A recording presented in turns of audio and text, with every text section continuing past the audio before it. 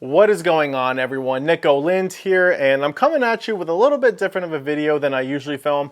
You know, most of my videos on this channel are more vlog style, fishing and boating and Bahamas type stuff. This video is not going to be that. This is going to be more of just my personal review of Tropic Star Lodge, and as I talk about the lodge a little bit, I am going to be overlaying a bunch of the footage that I took while I was at the lodge, and so it'll be an entertaining one. You guys will really be able to get a feel for exactly what I'm talking about because I'm going to be showing you the videos, not just me talking to a camera. And really quickly before I get into the video, I do want to give you guys a quick reminder to please subscribe to the channel if you like the videos that I post, if you like the Bahamas and boating and fishing and travel and all that fun stuff. It helps me, it lets me know that you guys enjoy the videos that I post. Liking the video helps as well, and then comment below the videos that you want to see. I make these videos for you guys, so if I know what you want to see, it makes my job a little bit easier. And so, enough of that, let's get into Tropic Star Lodge. I guess we'll start with what is Tropic Star Lodge. So, for those who don't know, Tropic Star Lodge, it's a fishing lodge located on the west end of Panama in the Darien Jungle Rainforest area.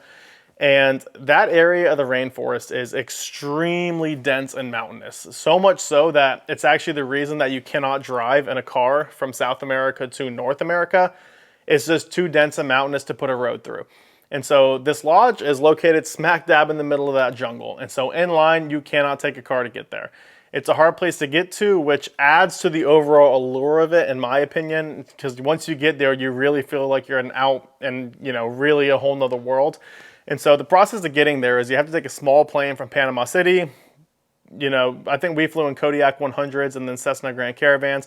But you fly those from Panama City to a nearby village's little jungle airstrip, at which point you're then, loaded into a trailer pulled by a tractor that takes you through a little road through the jungle to a river, at which point you will hop into a panga, and then that panga takes you, around the point to Piñas Bay, which is a little bay where the Tropic Star Lodge is. And then you finally made it to the lodge at that point. And so as you can see, it's a little bit hard to get there. But again, getting there adds to the allure, and all of that is 100% worth it because of two things. One, the lodge itself, but more importantly, the fishing. It is probably the single most famous fishing lodge in the world, bar none. They've caught more saltwater world records there than anywhere else in the world. I believe the number is over 300 they've caught over the years. And little brief background of why I think it's, why in my mind it's an important place is my grandfather was a big time fisherman, tournament fisherman. He had his big sport fishing boats that he would go fish all the big billfish tournaments in, hence the marlin above my head here and the bill that's over here, and the one standing next to me right here. And so he loved Tropic Star Lodge. And so in the 80s and 90s, and I don't know about early 2000s because I don't know when he stopped going, but he would go to Tropic Star Lodge every single year. And this was obviously before I was even a thought. I was born in 1997, and so I never got to go with him. But I've grown up hearing all of his stories about him and how much he loved it. And he has entire photo albums of, him fishing there. And he loved fly fishing for billfish. And so, this was also back in the day when you could kill billfish at the lodge. And so he would go out, fly fish for these marlin and sailfish and kill them and hang them. And so I've grown up saying all this stuff about the lodge and hearing all about it. And so I've always thought it was kind of this magical other world. And so as I got older and I'm now a lot more immersed in the boating and fishing world, I hear other people talking about it in the exact same light. I watch videos about it online. I read about it online. And so up in my head, it built up this legendary status. And so when the opportunity for me to go arose, I just could not say no. And I had to jump on the opportunity, and it just so happened to be for their annual billfish tournament. So we fished the tournament. It was a great time. If y'all want to see how that went, go watch my past couple of videos I made fishing a Tropic Star Lodge. But the reason y'all are watching this, now that you know what the lodge is and why it's famous, is I'm going to give you my thoughts and review on how everything is. And I'm going to break it up into individual sections. The first being the level of service, the second being the actual lodge itself, and the third being the fishing, which is in my opinion the most important part because it is a fishing lodge. So stick around to the end to watch everything you want, to watch what you guys probably want to see is the fishing. But first, the service. The level of service we received at Tropic Star Lodge was nothing short of amazing, and it starts from the minute you get off your airplane in Panama City. You know, when you get off your airplane in Panama City, Melly, my wife, she flew down with me, you know, to Panama City. We get off the airplane and immediately there's someone standing there with a Tropic Star sign. He grabs us, grabs our bags so we don't have to carry it, puts us with our bags on a golf cart, rushes us through the backside of the airport, you know, that is usually for personnel, takes our passports for us, does all of our customs for us through the diplomat customs line. So it went super, super fast. Immediately once we finished that, we're rushed to the baggage area where both of our bags were sitting there waiting for us. I don't even know how that happened or how it works, but they were there waiting for us. So he grabbed our bags for us and took us out the doors where a Tropic Star van and driver were waiting to take us to wherever we wanted to go in Panama City. And so from literally getting off the plane to getting in the van was probably 10 minutes. It was a level of airport service I've never even come close to experiencing. So things were starting out on a great, great note. And then so once you're in that van, the van takes you wherever you want to go in Panama City. You know, we tip the driver, but the van is included. That transport is included in your rate you pay to be at Tropic Star. And it's just awesome. And so even the Panama City side of things, before you ever step foot on Tropic Star property, is absolutely unreal. And something I do want to note too, which I just thought was unique, is when you're at the lodge, it almost feels like you're getting thrown back in time. You know, and I think they understand that. And so like when you hop in the van, all that's playing is classic rock, which kind of throws you back in time a little bit and gets your mindset right. So really, really cool that they pay attention even to those little details like that.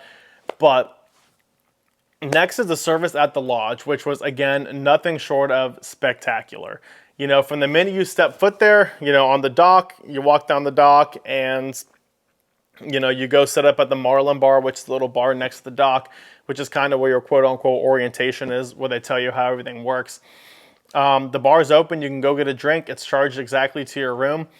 And I'm talking within probably, I don't know, the first half of a day, every single worker there knows your name and knows your room. And so, and I'm sure they have, you know, they're told this person's coming in this room, he looks like this type thing. But the fact that they all have to remember it is out of this world. You know, they come up to you, Nick, would you like another drink? Whenever your drink's getting empty. Nick, would you like this? Nick, would you like this? They don't ask you your room because they haven't memorized what room you're in, that they just charge it to. I'm talking your water. You take a sip of your water. Somebody is right there filling your water more so. If you get a drink at the bar and you're sitting at a table, you know, when your drink's getting low, you know, the bartender or one of the servers is going to walk up to you. Nick, would you like another drink? And so just unreal levels of service from the staff there, everything about it. You know, every morning before fishing, they have a staff, you know, the boats leave the dock at 6:30.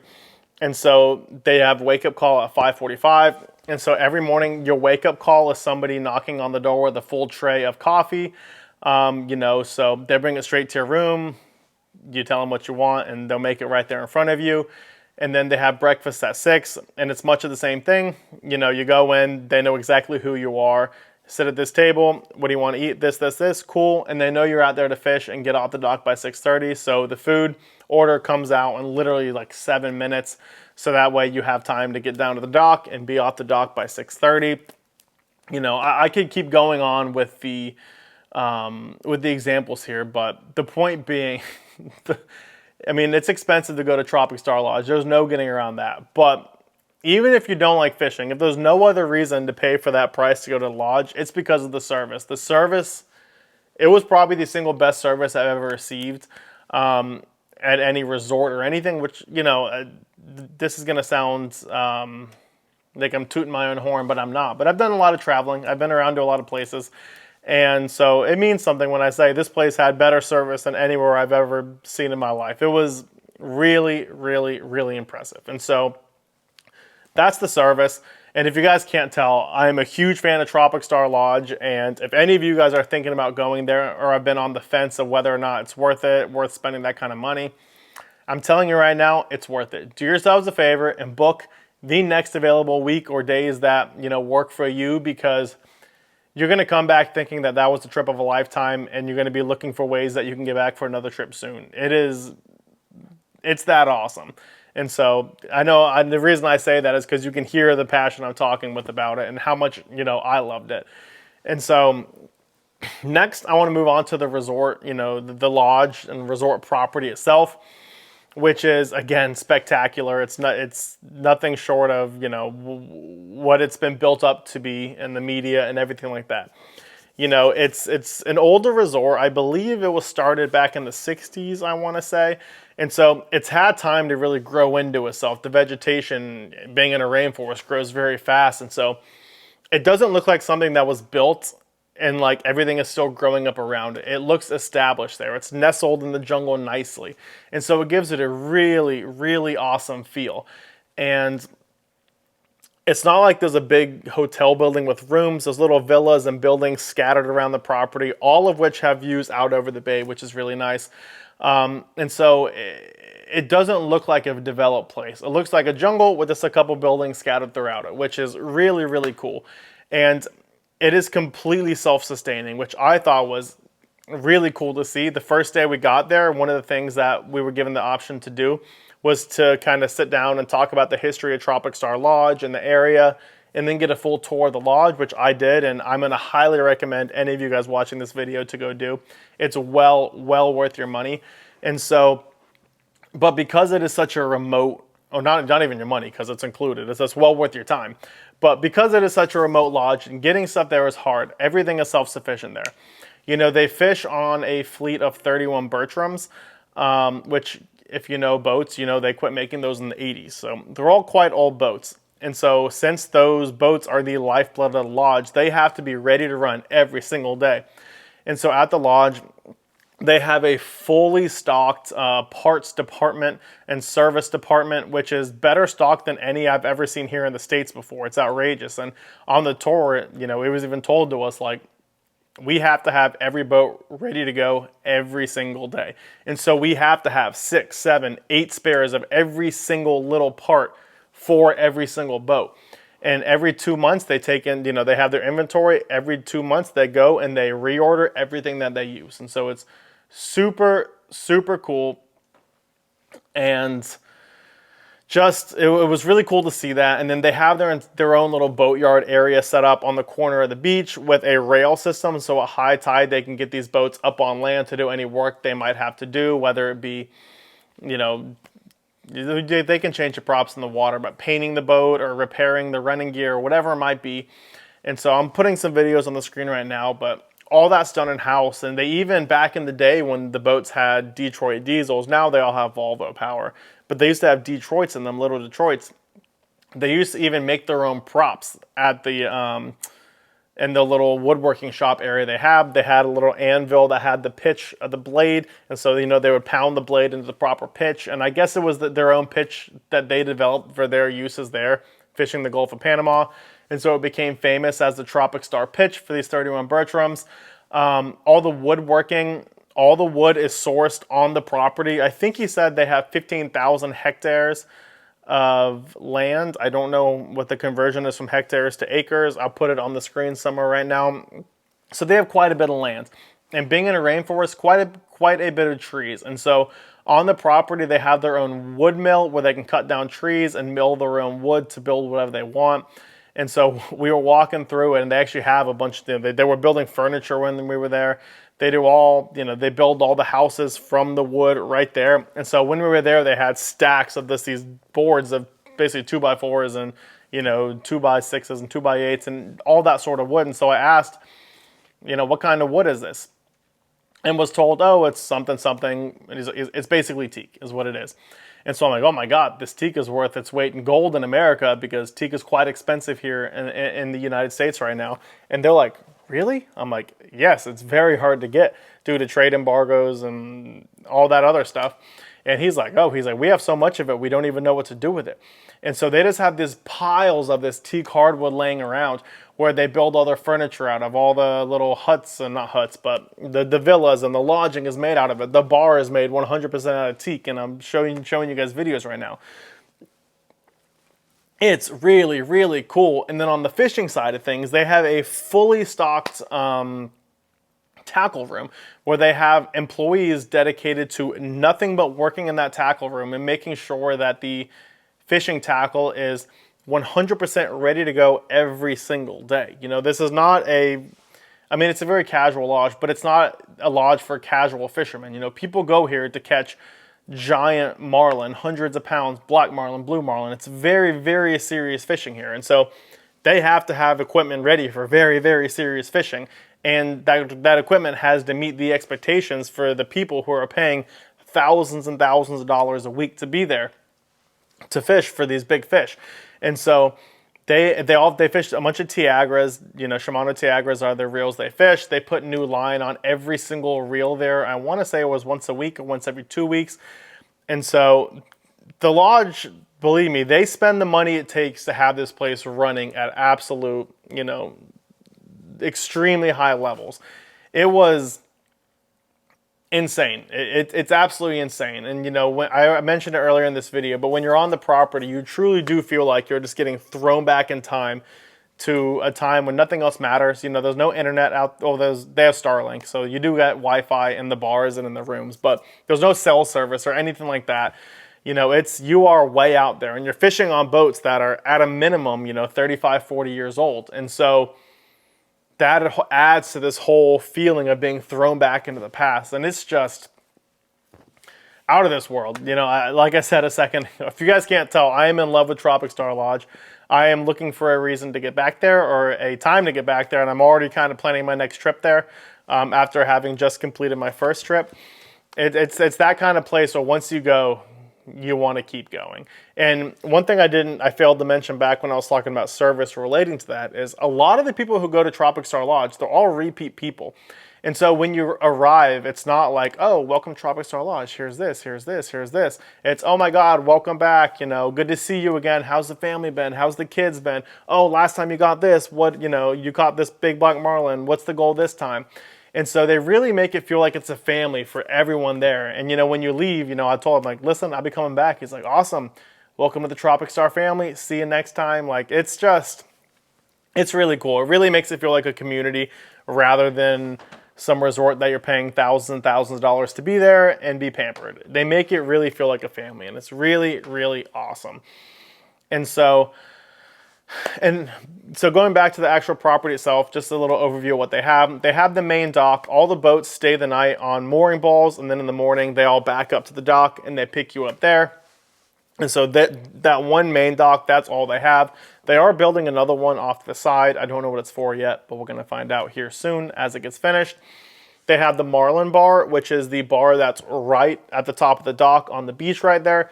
They have their kind of more high-end restaurant, you can say, which is indoors dining. They have a little bar in there as well. And then they have the pool and the pool bar. And so the dinners alternate between the pool bar and the restaurant. And that's pretty much the only dining facilities they have. The Marlin Bar, the restaurant, and the pool bar. I want to hit on the food. Phenomenal. The food was absolutely out of this world. The seafood, you know, obviously being a fishing lodge, is very fish heavy. They always have non-fish options, but you're at this place. I highly recommend getting every fish option you can because everything is extremely fresh, caught either that day or the day prior. You know, if a bunch of boats go out and catch a bunch of tuna, guess what? The catch of the day the next day is tuna, and you're eating extremely fresh tuna. Same thing with dolphin or grouper or snapper or whatever else they catch. And so it's the freshest fish you'll ever have. They put the time into having extremely highly trained chefs at the lodge. And so the food is phenomenal. I didn't have a single bad meal there. You know, if you guys are anything like me, I hate the really fishy taste you get sometimes when you're eating fish if it's got a little bit of blood or the bloodline in it. I did not have a single bad bite of fish the entire time I was there. Just everything was perfection.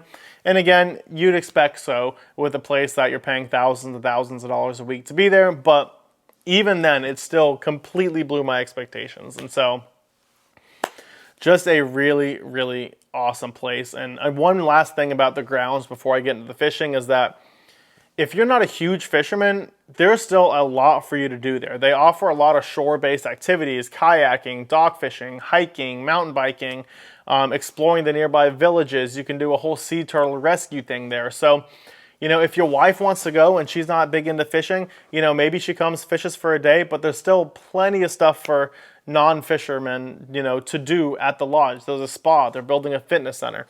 And so while obviously it's a fishing lodge, it is heavily fishing oriented. That's not all there is. And so my wife, Melly, you guys have seen her on the channel. She's not a big fisherman. She enjoys it a little bit when she's with me. But at the end of the day, she's not going to go out there and fish hardcore for 4 days straight from sun up to sundown. And so we're even trying to plan, make it so she can come on our next trip to Tropic Star with us. And, she might fish 1 day with us, but the rest days she'll just do the shore-based activities and we'll hang out in the evenings and the mornings. And so it's definitely a place where you're able to do all of that sort of stuff. And so, just like the service, the actual property itself is nothing short of spectacular. And so now the fishing, which is the reason that most people go to Tropic Star. Fishing, it's out of this world. You have the shot there to catch black marlin, blue marlin, striped marlin, sailfish, roosterfish, all kinds of other inshore species, giant, 150, 200 pound yellowfin tuna, the biggest dolphin, mahi, dorado, whatever you want to call it, you've ever seen in your world. There it's fairly regular to catch, dorado 40 plus pounds. I've never seen anything like it. A regular dorado is probably 35 pounds there. It's insane, absolutely insane. And so, and what it is, the reason the fishing is good is it's kind of in the Gulf of Panama where you have the Humboldt Current coming up north. And a bunch of currents converge on that area there. And then you have an area called the Zane Grey Reef, which as far as I understand, it's like 3 pinnacles that come, I believe, on top. The tops of the pinnacles is like 120 feet or something like that. So it's basically giant fads. They attract a bunch of bait and life. And so the big black marlin and tuna and all this stuff come and feed around these fads because there's life all around them. And the Zane Grey Reef is very close to shore there. It's probably a 20-minute ride from the lodge out to Zane Grey Reef. And I know that because every morning at fishing, you start at the reef catching bait.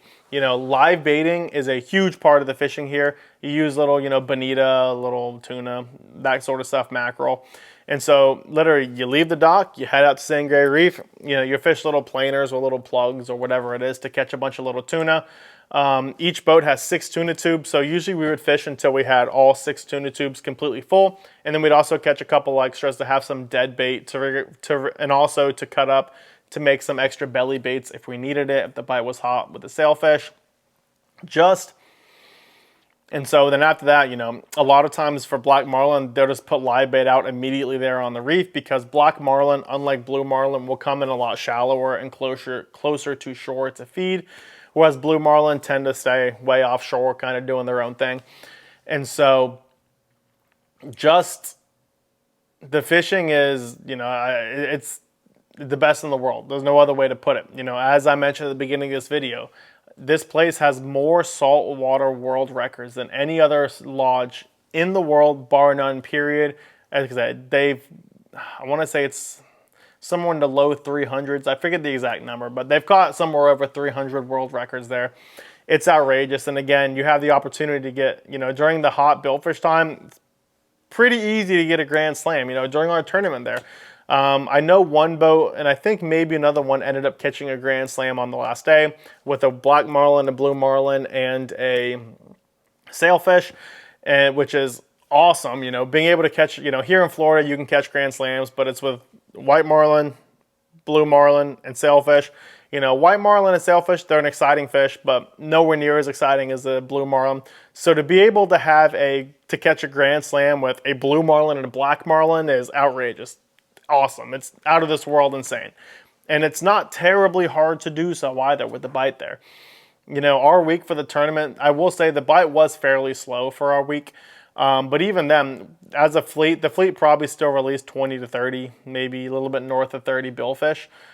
So by Tropic Star standard, it's fairly slow. We saw more, but we only had a shot at one marlin, and it was the blue marlin I caught, which was actually my first blue marlin ever, which was huge. Because again, I come from a family of fishermen and tournament fishermen, but they got out of that world when I was a little kid. And so I really never got to, do it with them. And now I'm kind of doing it on my own as I move my life towards that direction. And so as you guys will probably notice, I have this big old blue marlin on my chest instead of the sailfish now. That's why. But we ended up getting a couple shots at some nice Pacific sailfish as well. we only caught one, and part of the reason behind that is our boat, fairly new to the whole, you know, bait and switching and circle hook feeding, and so it was a little bit of a learning curve for us. You know, I felt it was really awesome to be able to catch, you know, that marlin. You know, because it was a tournament, the mates cannot touch the fishing rod, so I saw the marlin coming. You know, fed him myself, hooked him, fought him the entire time. So really cool to say I caught my first marlin doing it that way. But y'all are not watching this video to hear about my achievements. That wasn't the last video. The point being, lots of billfish around. Even when it's slow, we still had a shot at probably 5 to 8 billfish in a 3-day fishing span, which again is average. Well, no, not even average. It's significantly less than average for a Tropic Star Lodge.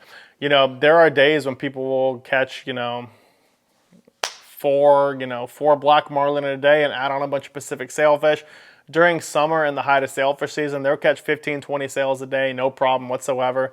It's really, really awesome. And like even during this tournament, you know, there were several boats that were catching multiple blue and black marlin a day. Some friends of ours the first day caught 2 blue marlin and a black marlin. The winning boat the final day, I believe, caught 2 black marlin and a blue marlin. And so just unreal fishing. And I really don't think I have to talk about the fishing that much because it's a place that speaks for itself. It wouldn't be as successful and famous as it is if the fishing was not amazing. And so just really an awesome place. You know, I'm going to close out this video here in a second, but my final thoughts are that there is a reason the Tropic Star Lodge is so famous and has held kind of a spot among other high dollar, you know, fishing destinations in the world. And it's because not only is the fishing great, but the lodge and the service you receive is out of this world amazing. And it's something, like I said, it's the best I've ever seen, which, not to toot my own horn, but like as someone who travels a lot and gets to experience a lot, you know, it kind of means something when I get to make that claim. And so Tropic Star, I don't even think they know who I am. You know, I met the workers when I was there, but they have no clue that I have a YouTube channel. They have no clue I'm making videos. And so I'm not getting paid by any means. I'm nowhere near big enough of a YouTuber to even be considered for this kind of stuff. So this is truly my own thoughts, not influenced by anyone else. And so if anyone here at Tropic Star is watching this video, 2 thumbs up to you guys. You guys run an absolutely awesome operation. I cannot wait to get back. I'm already planning my next trip. And for any of you guys out there who have thought about going and are hesitant, do it. You know, spend the money, book the trip. It'll be easily one of the best trips you've ever done in your life, period. Like, it is that awesome of a place. And if you can't hear it, you know, hear it in my voice, how excited I get talking about it, I don't know what to tell you. It was a really awesome place, and I'm just running in circles now because I'm excited. But Tropic Star Lodge, 2 thumbs up, A+++, highly recommend. And so that's going to do it for this personal review. Again, you know, please subscribe to the channel, like the video, comment below what you want to see, and I will see you guys in the next video.